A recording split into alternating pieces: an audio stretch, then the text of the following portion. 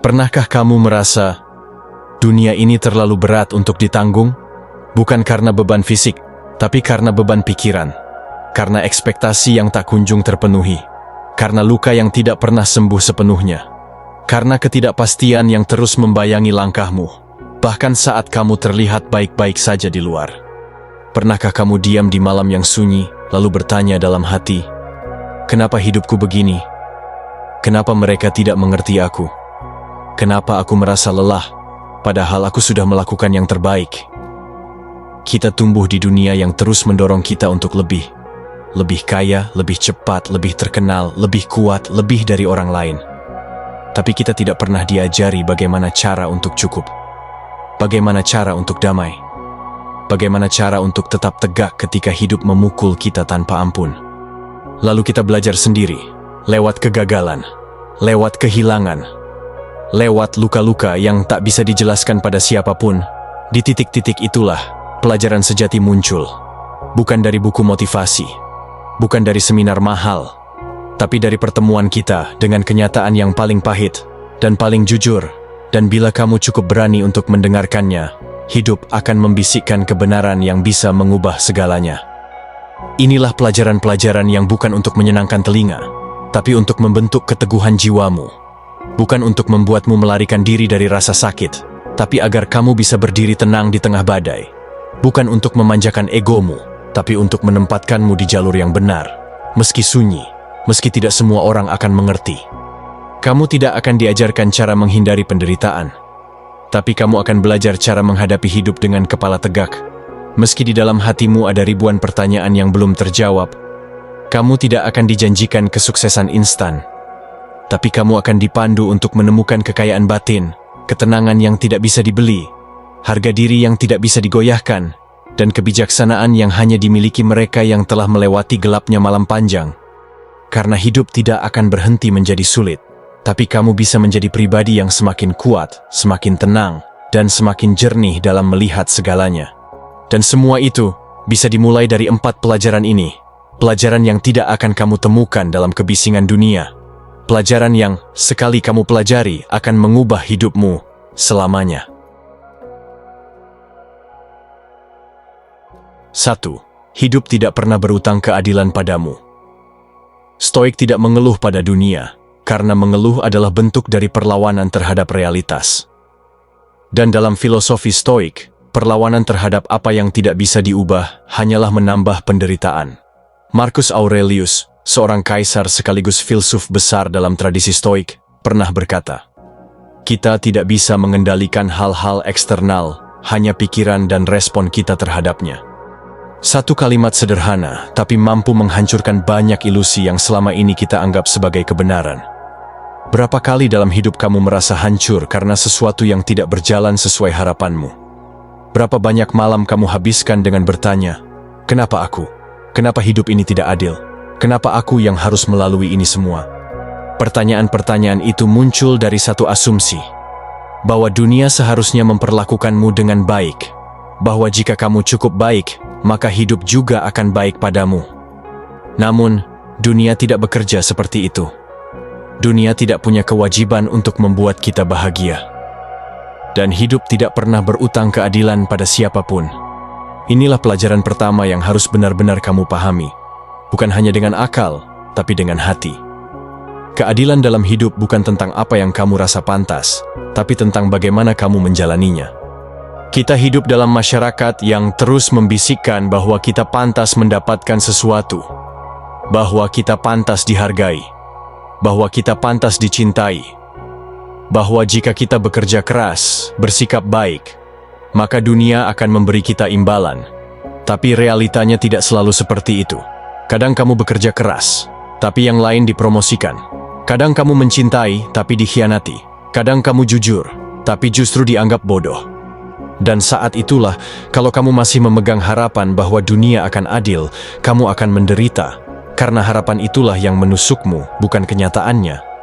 Filsafat Stoik tidak mengatakan bahwa kamu harus pasrah, tapi ia mengajakmu untuk melihat realitas apa adanya, tanpa bumbu ekspektasi, tanpa drama, tanpa ilusi.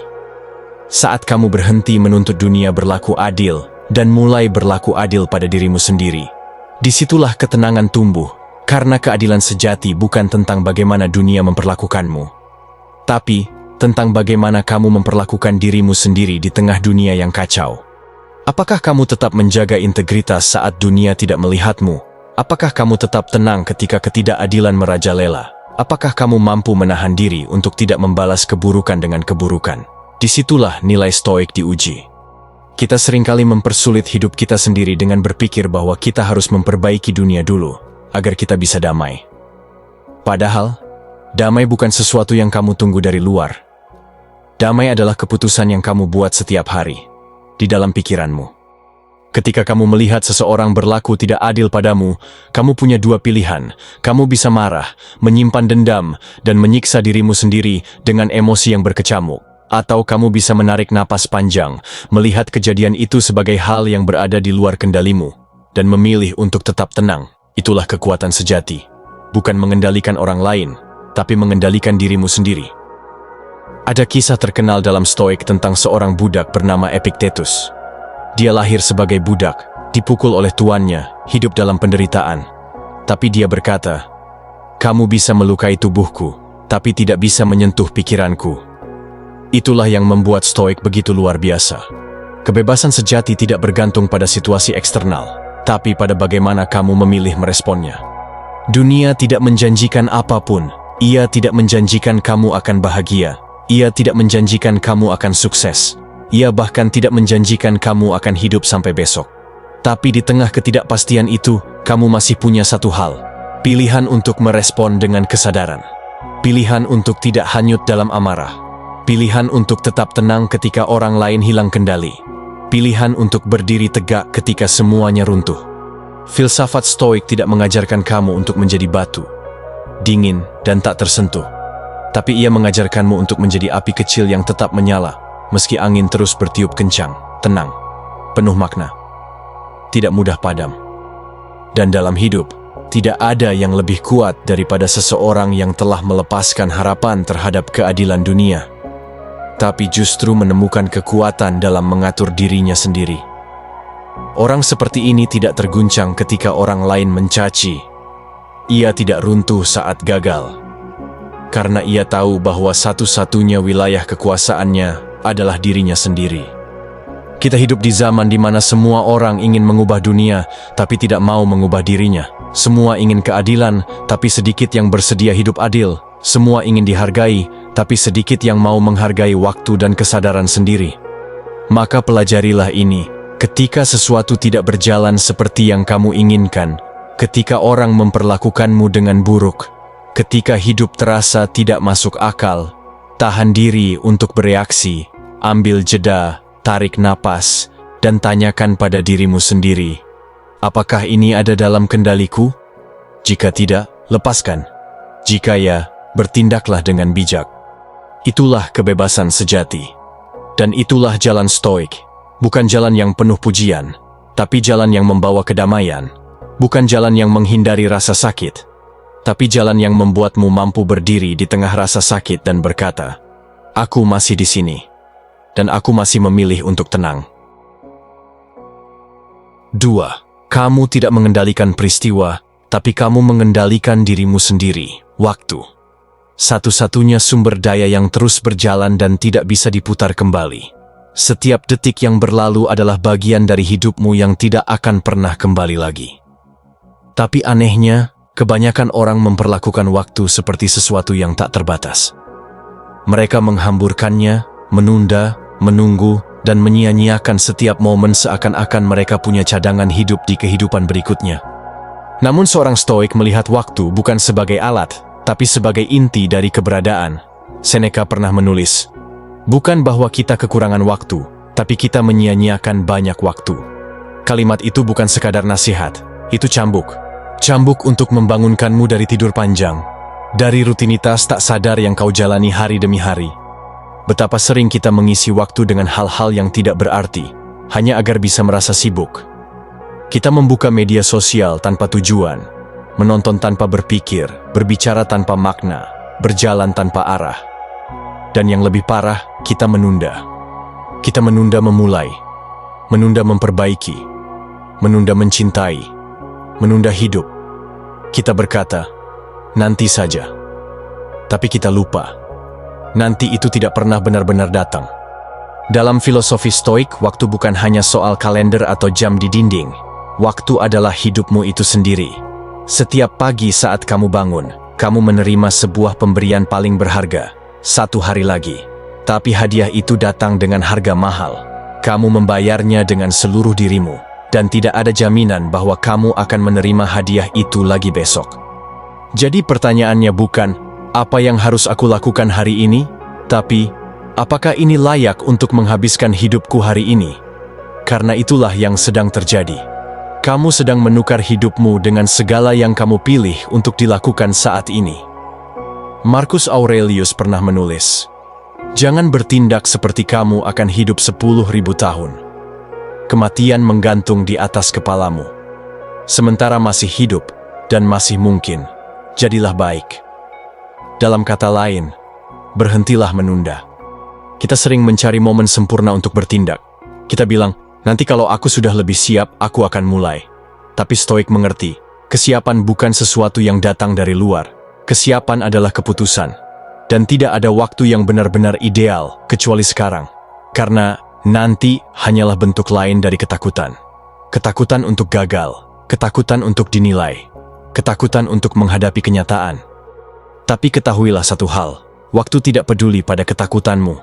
Ia akan tetap berjalan, ia tidak menunggumu, ia tidak memberi diskon pada mereka yang ragu. Ia adil dalam cara yang paling dingin. Semua orang kehilangan waktu dengan kecepatan yang sama. Orang bijak akan bertanya, apakah hal ini layak untuk memakan waktuku? Sebelum memulai sesuatu, ia memilih dengan sadar. Ia berkata, tidak lebih sering, agar bisa mengatakan, iya, pada hal-hal yang benar-benar penting. Ia tidak sibuk, ia penuh. Sebaliknya, orang yang terjebak dalam kesia-siaan akan mengejar semuanya tapi kehilangan segalanya. Mereka ingin produktif, tapi tidak pernah bertanya, produktif untuk apa? Mereka ingin sukses, tapi lupa bahwa kesuksesan tanpa arah adalah bentuk baru dari kehampaan. Seorang Stoik menghargai waktu lebih dari emas. Karena emas bisa dicari, tapi waktu yang hilang tidak akan kembali. Bahkan 1 menit pun adalah harta. Karena di dalam 1 menit itu, kamu bisa memutuskan arah hidupmu. Kamu bisa meminta maaf. Kamu bisa memaafkan. Kamu bisa mulai lagi. Atau kamu bisa terus menunda dan menyia-nyiakannya dalam keheningan. Maka pertanyaannya adalah, apakah kamu sudah hidup hari ini? Atau kamu hanya melewati hari?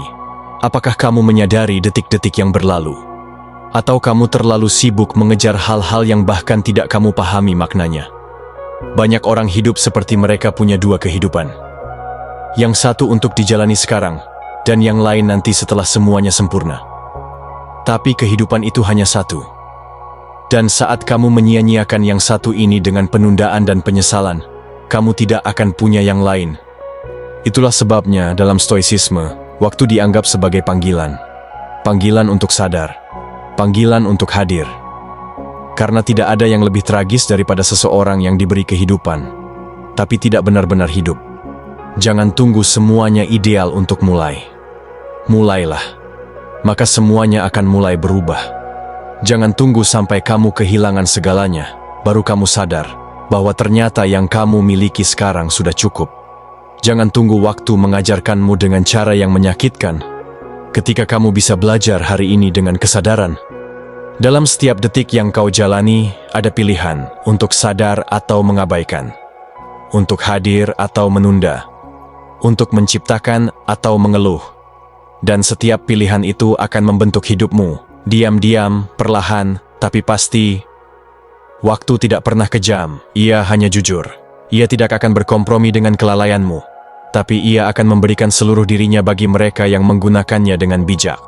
Dan jika hari ini kamu bisa melihat satu hal saja dengan lebih jernih, bahwa waktumu adalah hidupmu, dan hidupmu terlalu berharga untuk ditukar dengan hal-hal yang tidak bermakna, maka kamu sudah 1 langkah lebih dekat pada ketenangan. Karena pada akhirnya, waktu bukanlah sesuatu yang kamu punya, tapi sesuatu yang sedang kamu jalani sekarang, saat ini, detik ini, dan tidak ada momen lain yang lebih layak untuk dimaknai selain sekarang. 3. Kematian, itu pasti, maka jangan menunda hidup. Kematian. Sebuah kata yang begitu sering dihindari, disangkal, bahkan ditakuti. Padahal, dalam ajaran Stoik, kematian bukanlah musuh. Kematian adalah guru. Ia bukan akhir yang gelap, melainkan pengingat yang terang, bahwa segala sesuatu dalam hidup ini bersifat sementara. Dalam bahasa Latin, Stoik menyebutnya memento mori. Ingatlah bahwa kamu akan mati.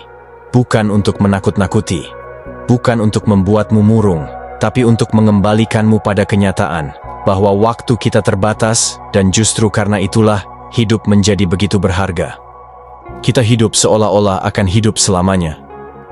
Kita menunda untuk mengatakan maaf, menunda untuk memulai, menunda untuk berhenti menyakiti diri sendiri dengan kebiasaan buruk. Kita menunggu waktu yang tepat, padahal waktu tak pernah benar-benar menjanjikan apapun. Kita menaruh harapan pada masa depan, tapi lupa bahwa bahkan 1 menit ke depan belum tentu menjadi milik kita. Marcus Aurelius, seorang kaisar yang hidup dalam gemuruh kekuasaan dan bayang-bayang kematian, menulis dalam Meditations, "Jangan bertindak seolah kamu akan hidup 10.000 tahun. Kematian menggantung di atas kepalamu. Sementara masih mungkin, sementara masih hidup, jadilah baik." Kalimat itu seperti pukulan bagi ego kita. Kita yang terlalu sibuk mengejar validasi. Kita yang sering tertidur dalam kenyamanan. Kita yang mengira hidup akan selalu memberi kita kesempatan kedua. Kita hidup seperti sedang menonton trailer dari kehidupan, terus menunggu film utamanya, padahal inilah film itu. Inilah hidupmu. Menghindari kematian tidak akan membuatnya hilang. Tapi menyadari bahwa ia mendekat setiap hari akan membuatmu hidup lebih utuh. Kamu akan lebih hati-hati dalam memilih kata-kata. Kamu akan lebih tulus dalam memperlakukan orang-orang yang kamu sayangi. Kamu akan lebih sadar bahwa setiap detik adalah anugerah. Seneca menulis, "Hidup itu panjang jika kamu tahu cara menggunakannya." Masalahnya bukan pada seberapa lama kita hidup, tapi bagaimana kita hidup. Ada orang yang hidup 80 tahun, tapi jiwanya tertidur sepanjang waktu. Ada yang hidup 30 tahun, tapi membakar hidupnya dengan kesadaran dan keberanian. Dan dalam logika Stoik, yang kedua itulah yang disebut benar-benar hidup. Apa yang akan kamu lakukan hari ini jika kamu tahu ini adalah hari terakhirmu? Apa yang akan kamu katakan? Kepada siapa kamu akan meminta maaf? Siapa yang ingin kamu peluk lebih lama? Apa yang ingin kamu lepaskan? Kenapa harus menunggu kematian untuk hidup dengan lebih jujur? Kematian bukan sekadar akhir dari napas. Ia adalah akhir dari kesempatan. Dan karena itu, ia adalah titik paling jujur dalam kehidupan.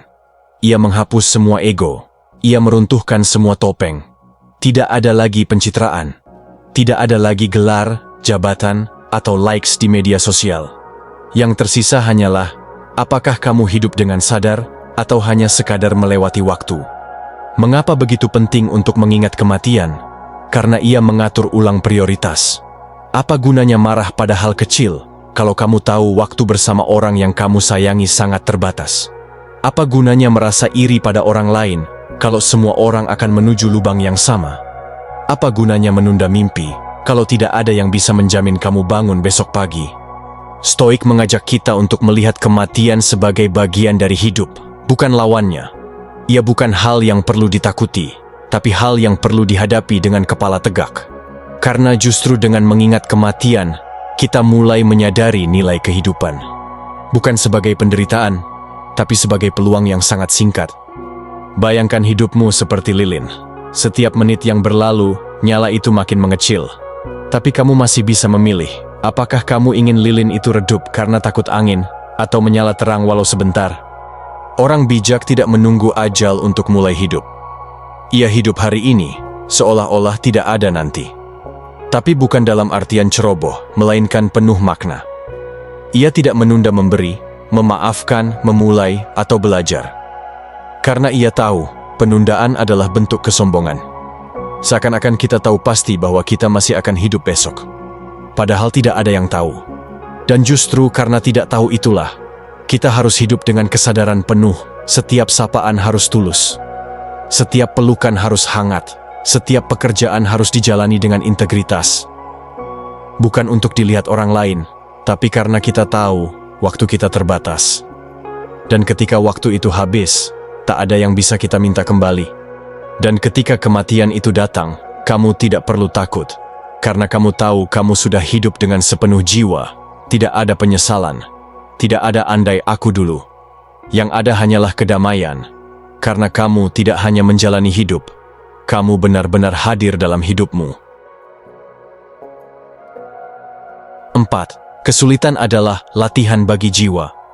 Manusia adalah makhluk yang penuh dengan harapan dan rasa takut. Kita berharap diterima, dihormati, dipuji, dicintai. Dan di sisi lain, kita takut ditolak, dijatuhkan, direndahkan, dan dikritik. Ketika kita tidak sadar, kita menyerahkan hidup kita ke tangan orang lain, menjadikan pendapat mereka sebagai pusat gravitasi emosi kita. Padahal, dalam pandangan Stoik, hidup seperti itu adalah bentuk perbudakan yang paling halus dan paling menyakitkan. Betapa sering kamu menunda keputusan karena takut apa kata orang. Betapa sering kamu menyembunyikan jati dirimu hanya agar tidak dikucilkan. Betapa sering kamu mengorbankan nilai-nilai yang kamu yakini hanya demi diterima dalam lingkungan yang bahkan tidak kamu hormati. Marcus Aurelius pernah menulis dalam Meditations, "Aku punya hak untuk tidak punya opini." Kalimat itu tampak sederhana, tapi jika kamu pahami dengan jernih, ia mengandung kekuatan luar biasa. Kamu tidak harus merespon semua komentar. Kamu tidak perlu menjawab semua sindiran. Kamu bahkan tidak perlu ikut serta dalam kegaduhan dunia. Kamu punya hak untuk diam. Dan dalam diam itu, kamu merdeka. Di zaman ini, setiap orang merasa berhak untuk menilai hidup orang lain. Setiap keputusanmu bisa diperdebatkan. Setiap langkahmu bisa dikomentari. Kamu dibilang terlalu ambisius kalau kamu maju terlalu cepat. Tapi kamu akan dibilang pemalas kalau kamu diam di tempat. Kamu dianggap terlalu aneh kalau berbeda. Tapi kamu juga akan dianggap pengekor kalau terlalu mirip. Apapun yang kamu lakukan, pasti akan ada yang mengomentari. Dan jika kamu hidup berdasarkan komentar-komentar itu, maka kamu tidak pernah benar-benar hidup. Kamu hanya menjadi cermin dari ekspektasi orang lain. Epictetus pernah berkata, "Jika kamu ingin maju, bersiaplah untuk dianggap gila oleh orang-orang yang belum mengerti." Dan itu benar. Karena setiap kali kamu memilih jalur yang berbeda, dunia akan gelisah. Bukan karena kamu salah, tapi karena kamu mengganggu kenyamanan mereka yang belum berani berubah. Ketika kamu mulai hidup sesuai dengan kebenaran dalam dirimu, kamu akan ditantang. Tapi itulah harga dari keutuhan diri. Itulah harga dari integritas, dan harga itu layak dibayar. Kita sering lupa bahwa kebebasan batin bukan datang dari diterima semua orang, tapi dari menerima diri kita sendiri. Kamu tidak akan pernah bisa mengontrol reaksi orang lain, tapi kamu selalu bisa mengontrol apakah kamu akan membiarkan reaksi mereka mendefinisikan siapa dirimu. Ada satu pertanyaan Stoik yang selalu menjadi penuntun dalam kekacauan sosial. Apakah ini berada dalam kendaliku? Jika seseorang menilaimu buruk, itu bukan kendalimu. Jika seseorang membencimu tanpa alasan, itu bukan kendalimu. Jika seseorang memutarbalikkan niat baikmu, itu pun bukan kendalimu, maka lepaskan. Jangan bawa dalam pikiranmu. Jangan beri mereka ruang tinggal di dalam hatimu.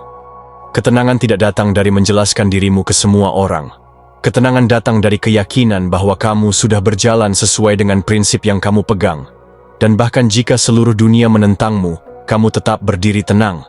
Karena kamu tahu, nilaimu tidak datang dari luar.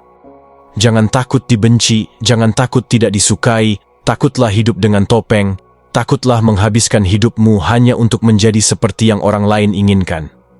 Karena pada akhirnya, ketika kamu berbaring sendiri di pembaringan terakhirmu, yang kamu pikirkan bukanlah apa pendapat orang lain tentangmu. Yang kamu pikirkan adalah, apakah aku hidup dengan jujur? Orang yang bijak tidak mudah goyah oleh tepuk tangan maupun cemoohan. Karena keduanya fana. Tepuk tangan bisa berubah menjadi cemoohan dalam semalam. Dan cemoohan pun bisa menjadi pujian ketika kamu berhasil. Tapi jika kamu menjadikan keduanya sebagai penentu langkahmu, kamu seperti daun yang tertiup angin tanpa arah. Jadilah batu di tengah sungai. Air akan terus mengalir, membawa pujian dan hinaan. Tapi kamu tetap diam, tetap kokoh. Bukan karena kamu tidak punya perasaan, tapi karena kamu sudah melampaui ketergantungan pada pengakuan. Stoicisme bukan tentang menjadi dingin, tapi tentang menjadi kuat. Kuat menghadapi ketidakpastian. Kuat menahan godaan untuk menjawab semua serangan. kuat untuk tetap berjalan lurus meski diteriaki dari kanan dan kiri. Dan anehnya, ketika kamu sudah tidak peduli lagi pada penghakiman orang, justru saat itu kamu mulai dihormati. Bukan karena kamu mengejarnya, tapi karena kamu hidup dengan ketenangan yang langka. Karena di dunia yang sibuk berteriak, orang yang bisa tenang adalah pemimpin. Ingat satu hal, suara hati yang tenang lebih jujur dari ribuan komentar yang bising. Jangan biarkan dirimu terombang-ambing oleh gelombang opini. Pegang kendalimu sendiri. Dan meskipun kamu berjalan sendirian, kamu tidak pernah benar-benar sendiri. Selama kamu bersama nilai-nilai yang benar,